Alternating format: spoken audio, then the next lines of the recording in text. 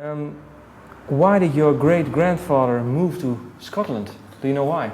You know what, I don't know the whole story. I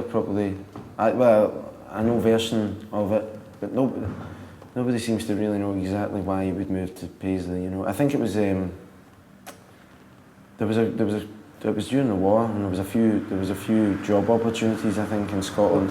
What war was the first war? I don't know. I'm trying to work it out. Okay. It must have been. And yeah, there was a lot of people in his position. They all moved to Paisley, and they either opened up a fish and chip shop that my great grandfather did. He took that business because being sort of typically Italian, they were coming into a country where they'd never been, but they didn't want to work for anybody else. You know, they wanted to have their own businesses. So yeah, they would. And there was a big demand for food, like the fast food, like the fish and chips, or stuff like ice cream. You'd find a lot of people did ice cream as well, opened up little ice cream parlours or mobile ice cream vans or Italian restaurants, and that's still, you know, a lot of the places that were opened are still there, you know, getting carried on through different generations. And you used to work there too? I worked for a little while, yeah. A short time when I wasn't on tour, but did you enjoy it, or?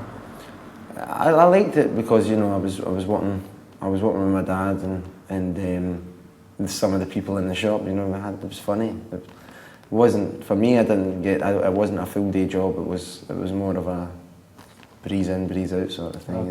You know, there was no too much pressure. It was only to make a little bit of money when I wasn't in the studio. It was to try and pay fees for the studio as well, you know. Well, then from your great-grandfather to your late-grandfather. Mm-hmm. Well, let me read out a line from Autumn, mm-hmm. and maybe you can comment on it. I look at you and I see me making noise so restlessly. Mm-hmm. I was a young child when my grandfather was there. He passed away when I was 9, 10.